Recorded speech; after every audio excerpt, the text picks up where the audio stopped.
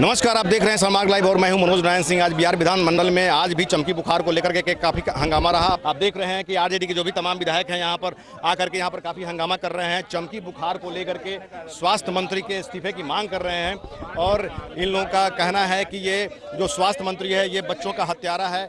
सरकार जो है तत्काल मंगल पांडे से इस्तीफा दिलवाए और तरह तरह की नारेबाजी ये लोग कर रहे हैं। आइए देखते हैं, जानते हैं कि क्या है चमकी बुखार को लेकर क्या।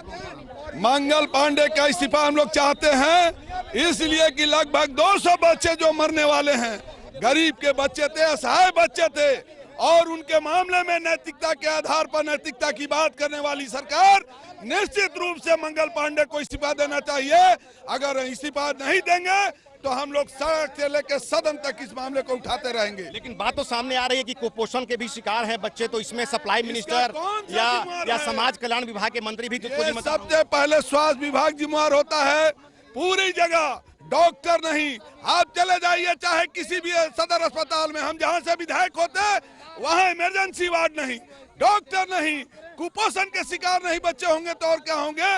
गरीब के बच्चे का इलाज के लिए कोई समुचित व्यवस्था नहीं है। इसलिए हम सरकार के सामने मांग करते हैं कि नैतिकता के आधार पर माननीय जय मंत्री जी मंगल पांडे, जिस तरह से मंजू वर्मा को इस्तीफा लिया गया सृजन घोटाले में, इनका भी नैतिकता के आधार पर इस्तीफा देना चाहिए। आइए जानते हैं राजेंद्र जी से, ये आरजेडी के विधायक हैं, क्या मामला है।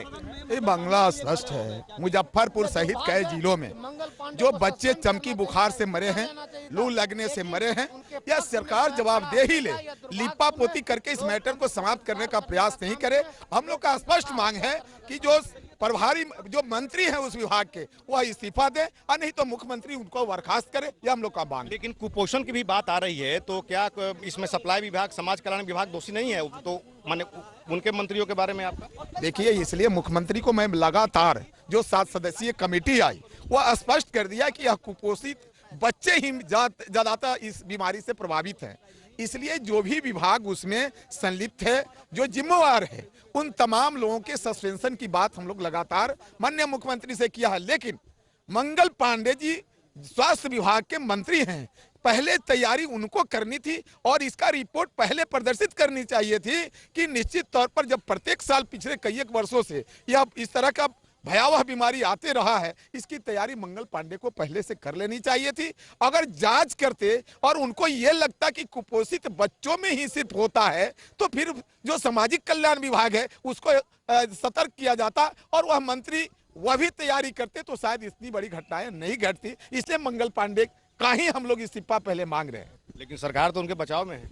सरकार बचाव में है, सरकार डरी हुई है, सहमी हुई है, गरीबों के प्रति संवेदनशीलता नहीं है, संवेदनहीन हो गई है। इसलिए यह निश्चित तौर पर उस मंत्री का बचाव चाह रही है। लेकिन माननीय मुख्यमंत्री जी छोटी छोटी बातों पे जब आप इस्तीफा देने की बात और लेने की बात करते हैं तो मुझे लगता है कि अंतर आत्मा निश्चित तौर पर मंत्री जी जगाएंगे, मुख्यमंत्री जी, और उनसे इस्तीफा लेने का काम करेंगे।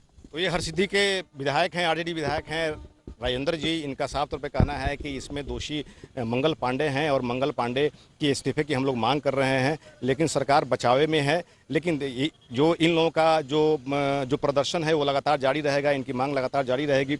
अब देखना यह है कि नीतीश सरकार क्या करती है। सहयोगी अजय के साथ मनोज नारायण सिंह, समाग लाइव, पटना।